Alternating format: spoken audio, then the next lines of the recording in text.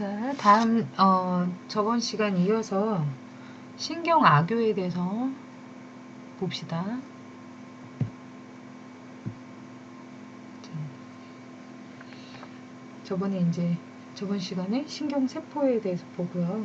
지금 이제 신경세포를 이제 지지하는 역할을 한다고 그랬죠. 신경악교가. 그래서 신경악교세포가 신경세포를 지지하고 혈관에 이제 연결을 하고요. 방어하고 보호 역할을 한다고 했죠. 그래서 신경계통의 종양이 주로 발생하는 곳이 신경세포가 아니라 신경악교라고 그랬습니다. 신경악교가 이제 붙잡아주는 역할을 하는데 암이 종양이 이런 악교에서 많이 생긴다고 하네요.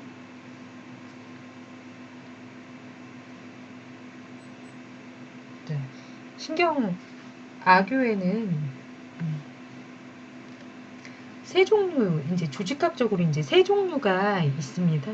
세 종류로 이제 구분이 되는데요. 별 악교세포랑 희소돌기 악교세포, 그리고 미세 악교세포. 별 악교세포는 성상 교세포라고 하죠. 그래서 신경 악교세포 중에서 제일 많대요. 돌기가 제일 많고요. 별 모양을 하고 있다죠. 그래서 별 악교세포라고 하죠. 백색질에 이제 많고요. 섬유성 돌기가 풍부하고 섬유성 별 악교세포랑 주로 이제 회백질과 세포질이 많고요. 돌기가 이제 두꺼워서 원형질성 악교세포가 있다고 합니다. 위치하는 건요, 뇌와 척수의 신경 섬유 사이에 있으면서 이제 서로를 연결해 준다고 하죠. 주로 뉴런과 혈관 사이에서 발견된다고 합니다. 이 별 악교세포가. 그래서 이 별 악교세포는요, 혈관 주위에서 발돌기를 형성한다고 하죠. 뇌에 있는 이제 모세혈관을 덮어가지고요, 모세혈관으로부터 이제 뉴런까지 대사 물질을 운반하고 신경세포에 이제 대사에 관여한다고 하죠. 뇌 조직이 이제 손상되면 거기에 반응해서요, 상처받은 이제 조직 공간을 이렇게 채워주고 메워주는 역할도 하고요. 신경세포를 지지하고 보호하는 역할, 이게 악교세포의 가장 큰 역할이 신경세포를 지지하고 보호하는 역할을 한다고 그랬죠. 별 악교세포가 그렇다고 하죠. CNS의 존재, 뇌 척수에 존재한다는 거죠. 이 희소돌기 악교세포를 보면요, 이제 원형의 핵을 가지고 있고요. 신경세포체는 돌기에 이렇게 딱 붙어서 밀착해서 존재한다고 합니다. 그리고 어떤 것들은 이제 주위에, 신경세포 주위에 무리를 이렇게 짓고 있거나요. 뇌랑 척수에 이제 신경 섬유들 사이에 줄을 짓고 있기도 한다고 합니다. 그리고 분지를 안 하는 몇몇 돌기를 갖고 있는 게 특징이라고 하죠. 그리고 마리집 형성에 관여한다고 합니다. 그 축삭 겉에 쌓여있는 게 마리집이었죠. 별 악유세포랑 같이 이제 신경 섬유를 서로 연결해주는 일을 돕기도 한다고 하네요.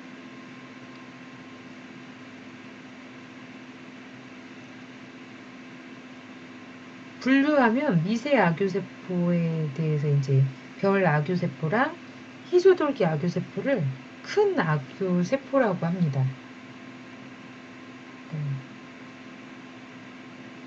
별 악유세포랑 희소돌기 악유세포를 큰 악유세포라고 합니다. 그리고 또 이제 미세 악유세포가 있습니다. 이제 세 번째.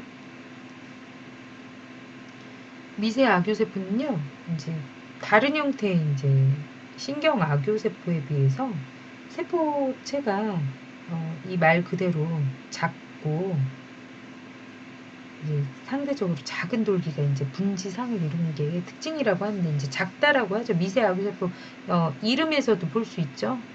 소교세포라고 하죠. 소교세포, 미세 아교세포.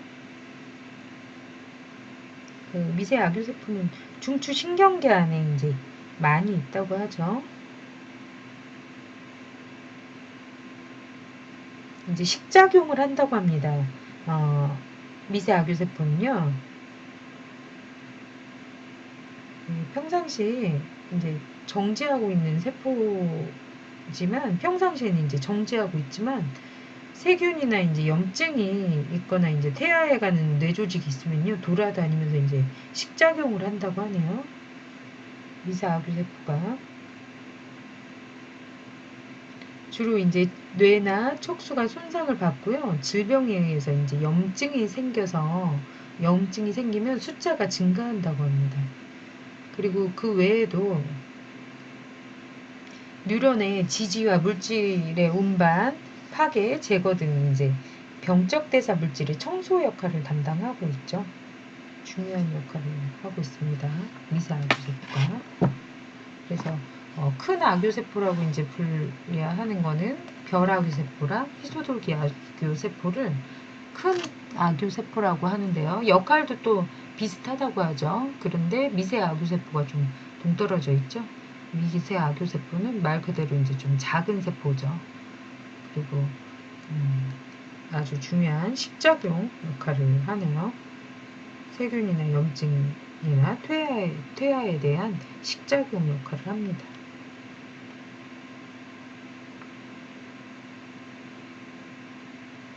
중추신경계에 있죠. 미세 아교세포가.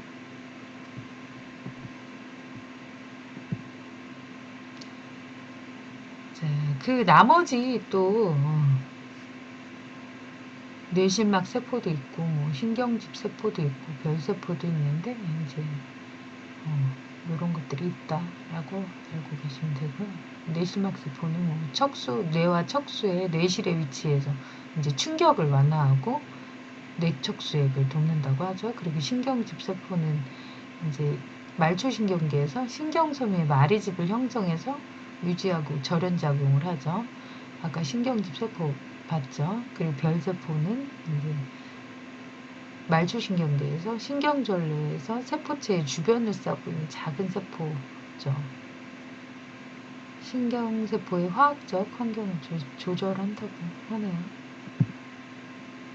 보시면 원형질 발아교세포랑 희소돌기 아교세포, 그러니까 원형질성 발아교세포죠. 첫 번째 그림이 그림 4-6 보면 첫 번째 그림이 원형질 발아교세포고요.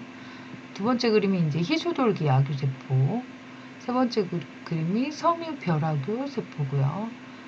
네 번째 그림이 미세아교세포였죠. 미세아교세포가 작다고 했고요. 별아교세포는 좀 크다고 했죠.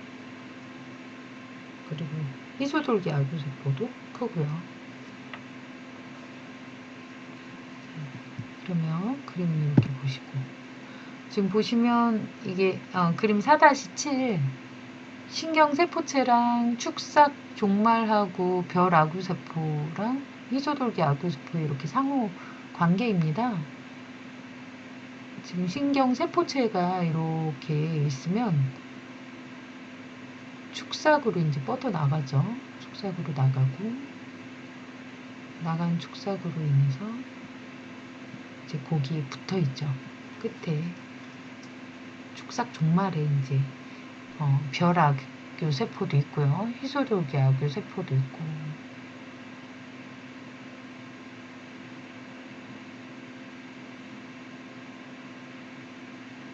이렇게 보이죠? 보시면 별아교 세포는 여기 이렇게 축삭 끝부분에 붙었죠. 미세아교도 축삭 끝부분에 붙어서 이렇게 지지하고 뭐 미세아교는 식작용도 한다고 그랬죠. 염증 식작용. 별아교 세포도 이렇게 붙어서 축삭 끝에 붙어서 이렇게 지지하고 보호해주는 역할을 하고 있어요. 뇌와 척수에서. 이 옆에 그림은 이제 척수죠, 척수. 척수의 끝에 이렇게 붙었다는 걸 보여주는 거예요. 그림을 보면 조금 더 쉽게 이해가 가죠. 그 이름이 좀 낯설어서 그렇지. 신경의 변성과 이제 재생에 대해서 한번 보겠습니다. 변성. 이제 신경세포가요. 질병이나 이제 외상, 이제 노화 등으로 인해서 변형이 되죠. 그래서 뉴런의 이제 변형이 여러 가지로 변형이 됩니다. 여러 가지 형태로 나타나게 되는데요. 이제 20세 이후에는 세포체에서 이제 위축하고 축삭의 변성이 일어나고요. 노년이 될수록 이제 많아지죠. 그리고 50세까지는요, 뉴런 소실에 의한 증상이 나타나지 않는다고 하네요. 그래서 세 가지 변형을 한번 보겠습니다. 세 가지 변형. 일단 첫 번째, 왈러 변성이죠. 왈러 변성. 왈러 변형이겠죠. 변성. 자, 세 가지 변성을 볼 수 있는데 왈러 변성과 역행 변성 그리고 연접 횡단 변성이 있습니다. 세 가지 변성이 이렇게 역행 변성, 연접 횡단 변성이 있습니다. 먼저 왈러 변성을 보겠는데요. 축삭이랑 이제 가지돌기가 세포체랑 이렇게 연결이 이제 절단이 되면요. 절단 부보다 말초부가 변성이 되고요. 소실되고요. 세포체 가까운 부분들은요. 기능장애가 이제 일어나지 않는 변성을 왈러 변성이라고 합니다. 그래, 주로 이제 포유류에서 빨리 일어나고요. 말초부에서 지방성 변성이 일어난다고 하죠. 이제 축삭이 부풀어 올라가지고요. 분절한 뒤에 소실된다고 하죠. 마리집이요. 절단한 뒤에 지방과립으로 변성이 되는데요. 절단 후에 2, 3주에 이제 마취염색법으로 염색되지만 그 뒤에는 이제 소실된다고 하네요.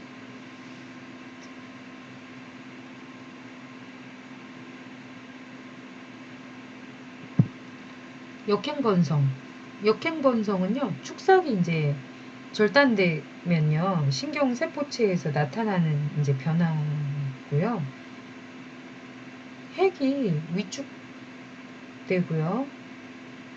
니슬소체, 아까 이제 핵 주변에 니슬소체가 있었죠? 니슬소체가 분절이 되고요.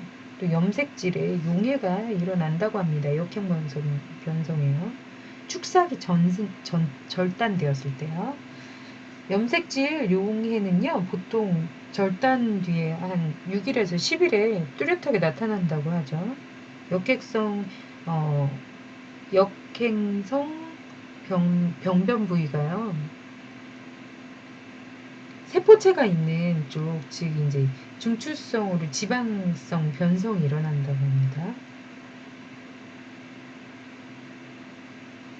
이제 역행성 변성이 뉴런의 이제 세포체에서 이제 퍼져 나가면요.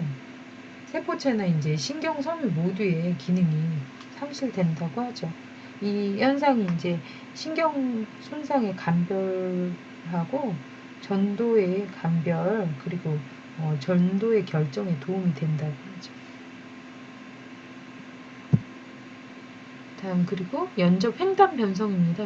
연접 횡단 변성은 축삭이 이제 절단되면요. 연접부를 넘어서 다음 뉴런에 이제 염색질 용해가 일어나는 변성을 말하고요. 국한된 이제 부분에서만 일어나고 시각 전도로 해서 잘 나타난다고 합니다. 이렇게 간단하게 보시면 될 것 같고요. 재생입니다. 재생. 이제 신경세포가요 손상을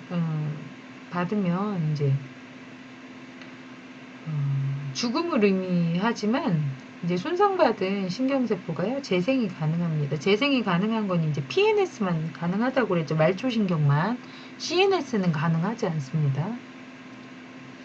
신경섬유가 이제 절단된 뒤에 역행성 변성이 세포체에서 이제 도달하기 전에 멈추게 되면요, 이제 전달된 이제 신경섬유의 중추로부터요, 한 여러 가지 가지를 아주 50개에서 100여 개 이제 아주 가느다란 가지를 이제 새로 내면서 재생이 일어나게 되는데요. 이런 현상들이 일어납니다. 그런 현상을 이제 섬유 재생이라고 합니다. 그래서 이제 가느다란 슈반세포에 접촉이 되면요, 이 세포가 이제 다리 역할을 하면서 이제 성장하게 되는 거죠. 재생이 이제 신경섬유가 이제 형태적이나 기능적으로 이제 원상태로 이제 되는데, 신경집이 없는 신경섬유는 재생이 안 된다고 하죠. 그래서 신경재생 과정이요, 말초신경섬유에만 일어나고요, 중추신경계에서 신경절, 회백질 등이 손상을 입으면요, 거의 회복을 못한다고 하죠.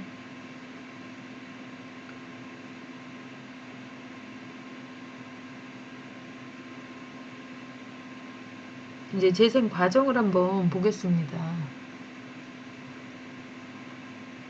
재생 과정은요, 이제 말초신경계의 축삭이 이제 신경세포체로부터 분리되면서 슈반세포도 이제 퇴화하지만요, 신경세포를 둘러싸고 있는 얇은 기저막과 결합조직의 층이 이제 그대로 남게 됩니다. 그래서 원래 다시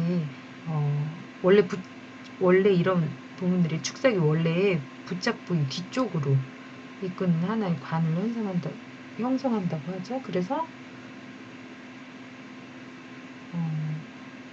말단 부분, 축사근이 말단 부분이 손상 직후 이제 싹을 만들어내 가지고요, 그중 하나가 이제 기저막하고 결합 조직에 의해서 형성된 관 안에서 자라가 된다고 합니다. 그래서 동시에 이제 남아있던 신경세포가요, 퇴화된 섬유 길이를 따라서 증식하고 이제 자라고 있는 축삭 둘레에 새로운 마리집을 형성하면서 재생된다고 하죠.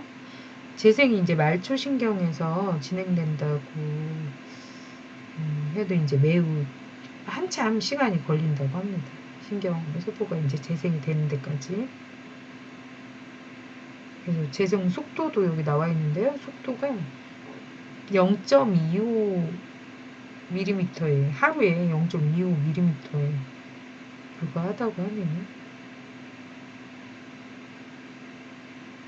그래, 재생이 신경섬유가 이제 말초에는 효과계에 연결이 되잖아요. 그러면 기능이 끝난다고 합니다.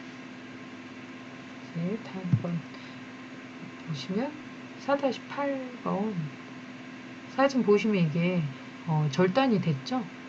왈러 변성과 정상 뉴런은 이렇게 첫 번째 그림이 있지만 왈러 변성, 이게 축삭이 절단이 된 거죠. 왈러 변성.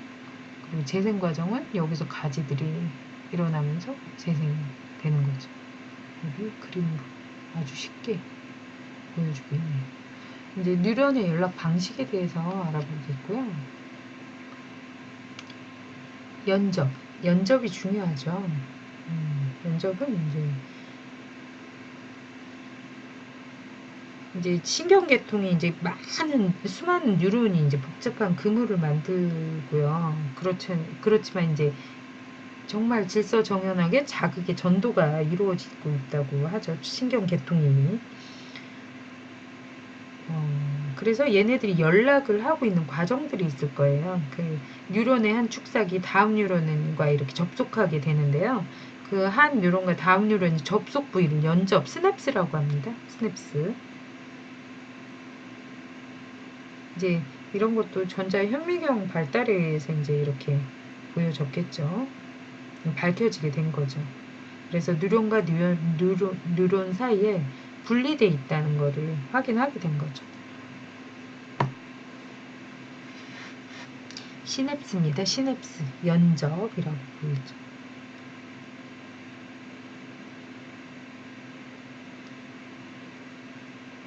자, 신경계에서요, 전도 과정에서 신경 섬유의 이제 전도는요, 반대쪽으로 전도가 안 되고요, 항상 일정 방향으로만 전도가 된다고 합니다. 그게 이제 축삭의 종말 단추에서 연접전 섬유에 있는 액포 속에 이제 전달 물질, 전달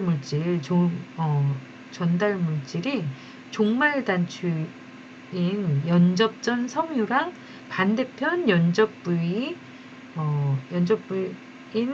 연접 후 뉴런의 간격을 메꾸어주고 있어가지고요. 연속적으로 연접의 전도가 이행된다고 하네요. 뉴런의 이제 연락 방식이요.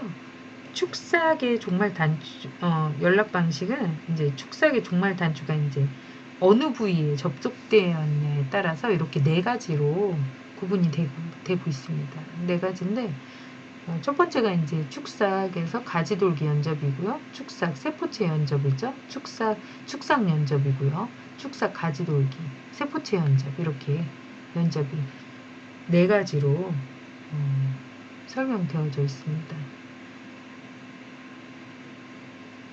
그리고 책들을 보시면 지금 여기에 대해서 설명이 될 거예요. 이 네 가지 연접 방식에 대해서. 아까 이거는 연접의 이제 종말 단추 확대 모식도죠. 그리고 지금 보시면 축삭의 접속 모형도고요.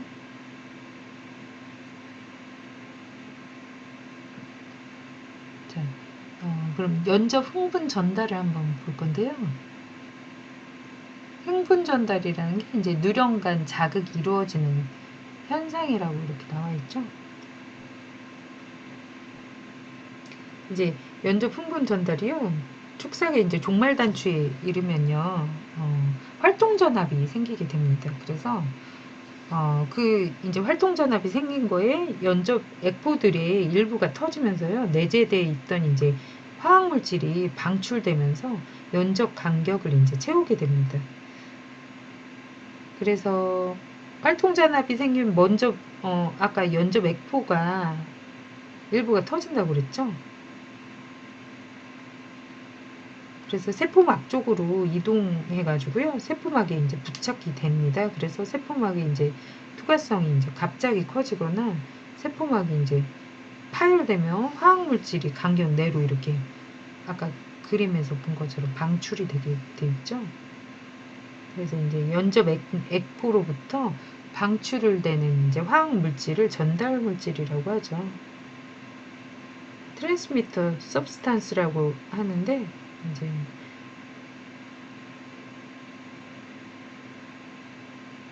한 개의 이제 종말 단추로부터 방출되는 전달 물질이 굉장히 적다고 합니다. 그래서 그 적은 양으로도 연접 후 뉴런에서 이제 흥분을 일으키기에는 아주 충분하다고 하죠. 그게 이제 문턱각과 관계가 있는데요. 그거는 이제 그 효과가 이제 문턱 이하에 있기 때문에 그렇습니다.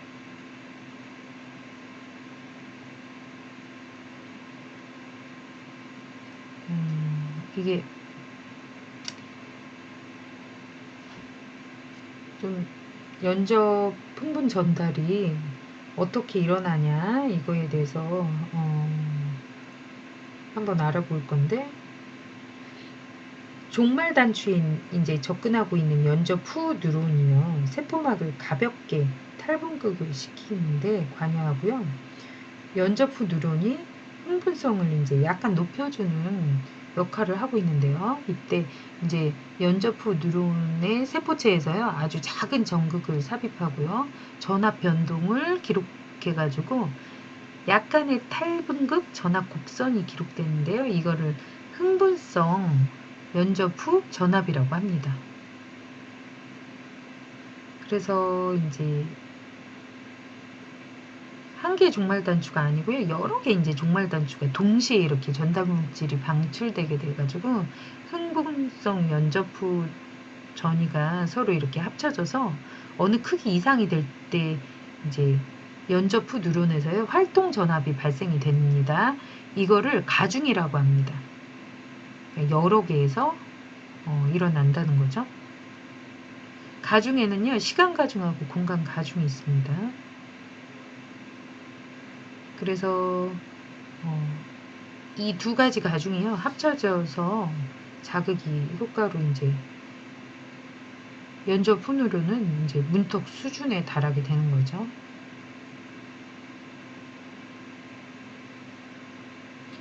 시간 가중이요, 이제 종말 단추가 매우 짧은 시간적 간격으로 이제 흥분이 되풀이될 때 처음 방출된 화학물질에 의해서 생긴 EPSP가 아직 사라지기 전에 다음에 EPSP가 겹쳐져 가지고요, 결과적으로는 진짜 큰 탈분극이 일어나는 것을 말합니다. 이제 그게 시간 가중이고요. 공간 가중은요, 몇 개의 이제 연적 꼭지가 동시에 신경 전달 물질을 방출시키고요. 연접 후 누론은 여러 부위에서 동시에 자극을 받게 되죠. 그래서 시간적하고 공간적 가중에 의해 가지고요, 연접 후 뉴런에 의해서 흥분이 시작되면 그 흥분이 뉴런의 축삭을 따라서 다음 뉴런으로 전도하게 되죠. 그래서 흥분이 계속 전달되는 겁니다.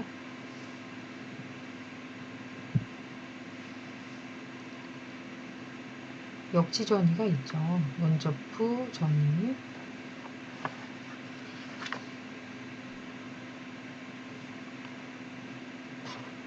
이제 전달 물질에 대해서 한번 볼 건데요. 이제 전달 물질은요, 신경생리학에서 이제 중요하죠. 중요한 게 신경 전달 물질이 이제 어떻게 작용하는 게 엄청 중요한 이 과제죠, 과제. 신경생리학에서. 그래서 이제 현재까지는요, 몇 종류로 이제 전달 물질이 밝혀져 있다고 합니다. 신경 전달 물질이 이제 다음에 이제 조건들을 갖추고 있다고 하는데요. 첫째는 이제 연접 후 뉴런 세포막에 이제 직접 투여했을 때 나타나는 효과가요, 연접 전 뉴런에 자극했을 때 나타나는 효과랑 정확히 똑같았다고 합니다. 정확히. 그리고 두 번째는요, 연접 전 뉴런을 자극했을 때 신경 말단에서 이제 유리가 된다네요. 그리고 세 번째는요, 신경 자극 효과를 신경 차단에 의해서 차단시켰을 때 작용 효과가 차단되었다고 합니다. 그래서 이제 흥분성 물질이 있고 억제성 물질이 있는 거죠.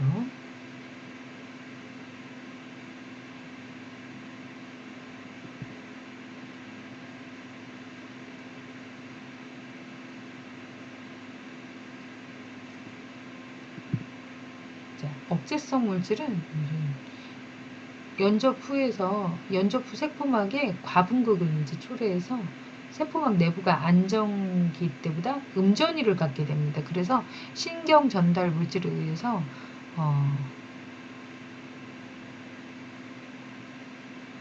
과분극이 이렇게 됐잖아요. 그걸 이제 억제성 신경 전달 물질에 의해서 유발된 과분극을 이제 억제성 연접이라고 합니다.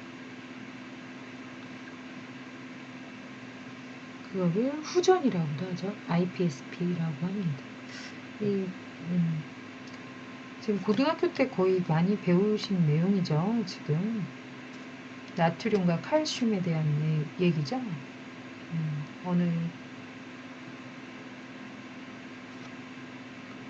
나트륨이 들어가려고 하면 이제 칼륨이 나가게 되고, 그런 거에 따라서 이제 물질에 따라서 이렇게 나트륨과 칼슘의 전이 차를 이용하는 게 이제 억제성 물질들이 있는 거죠.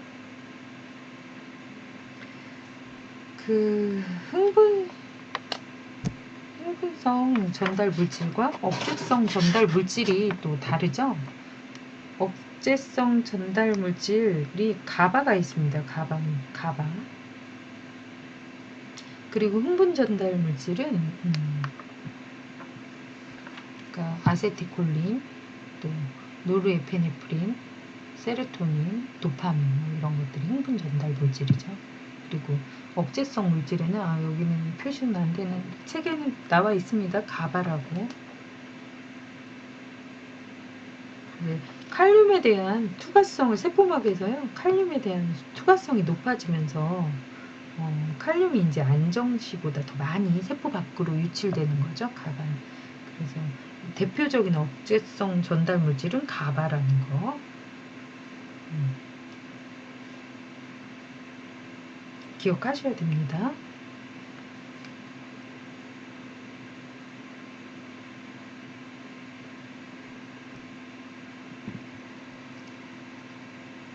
이제 신경 자극이 이제 신경 세포를 따라서 이제 정보를 운반하는 정기적 신호잖아요. 신경 세포에서 이제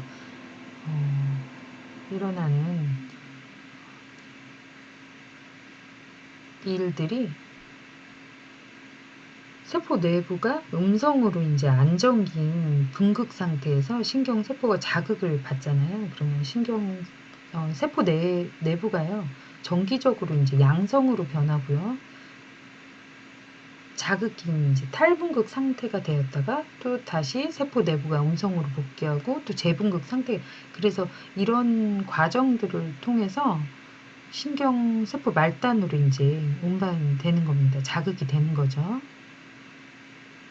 그리고 이제 나트륨과 칼륨의 그 안정막 전이에서 이제 나트륨 이온이 이제 막 투과성의 변화에 의해서 세포 안쪽으로 이제 나트륨이 빠른 확산을 유도한다고 하죠. 그래서 막전화가 또 바뀌어지는 거죠. 역전되고 탈분극되고 해서 칼륨의 막 통과가 탈분극이 일어나면 이제 칼륨이 막 통로가 이제 열려 있는 세포 바깥으로 이제 칼륨이 확산을 또 유도하죠. 이런 나트륨 칼륨의 펌프로 해서 세포막 안에 이제 정기적인 신호들이 왔다 갔다 하는 거죠. 신경 전달이 간단하게 얘기하면 신경 세포가요. 분극 상태로 이제 안과 밖에 전하가 이제 다르게 돼 있어요. 그래서 역치 이상의 자극을 받으면 나트륨 이온이 이제 들어가려고 하고요. 또 신경 세포로 들어오면서 이제 탈분극이 일어나는 거죠. 그리고 신경 세포 내부가 들어온 나트륨 때문에 이제 칼륨 이온이 이제 또 나간다고 하는 거죠. 칼륨 이온이 나가고 싶어 하죠. 그래서 신경 세포 바깥으로 또 나가면서 칼륨 이온이 나가면 재분극이 되는 거죠. 그래서 세포 안하고 바깥에는 이제 나트륨과 칼륨의 펌프에 의해서 균형을 이렇게 맞춰 가거든요. 그래서 신경세포와 다른 신경세포 사이에 이제 아까 연접이라는 시냅스가 있었죠. 이음부가 있어가지고 신경 자극이요. 연접 전신경세포의 축상 말단까지 이렇게 같은 방식으로 이렇게 전달된다고 하네요.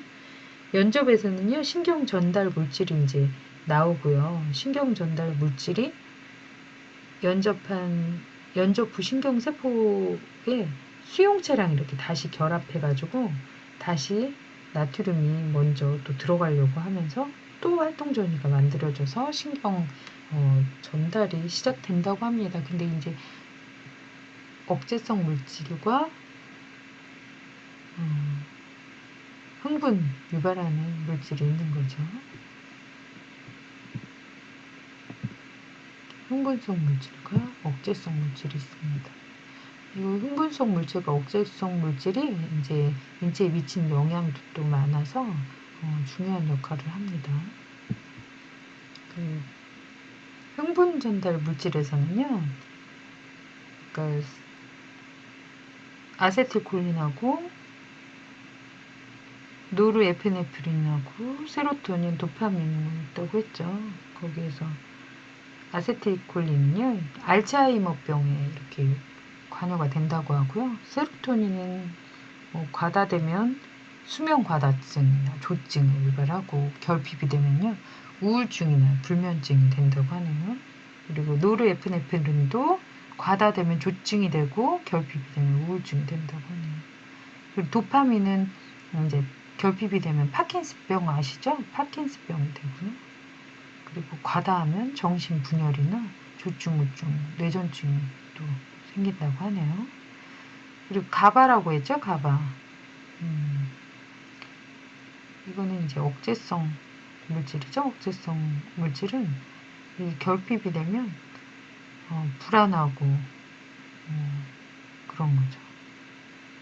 이거를 헌팅턴 무도병이라고 합니다. 불안한 거죠. 가봐. 기억을 잘 해두시고 계시면 될 것 같아요. 이제 이번 시간에 신경전달 물질까지 이제 봤고요. 다음 시간에 흥분전도의 3원칙부터 이제 시작하겠습니다.